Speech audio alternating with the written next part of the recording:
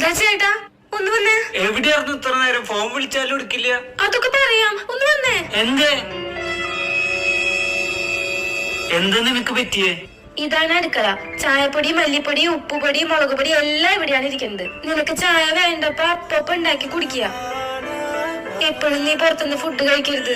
കുറച്ചൊക്കെ നീ ഉണ്ടാക്കി പഠിക്കണം. ഇപ്പൊ നല്ല തണുപ്പുള്ള സമയാ. രാത്രിയിൽ പുറത്തു പോകുമ്പോ കോട്ടും ജാക്കറ്റൊക്കെ എടുത്ത് പോണം. നിനക്ക് തണൽ തീരെ പറ്റാത്തതാ.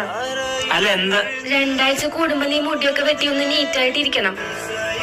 എന്റെ അലമാരയിൽ നമുക്ക് ചിട്ടി പിരിഞ്ഞ് കിട്ടിയ പൈസ ഇരിക്കുന്നുണ്ട്. നിനക്ക് എന്തെങ്കിലും ആവശ്യം വരാണെങ്കിൽ അതിൽ നിന്ന് എടുത്തോ.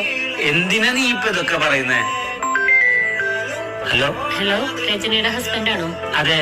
രചനയ്ക്ക് ഒരു അപകടം പറ്റി. എന്തീ പറയുന്നേ? രച്ചു എന്റെ മുന്നിൽ നിൽക്കണ്ടല്ലോ.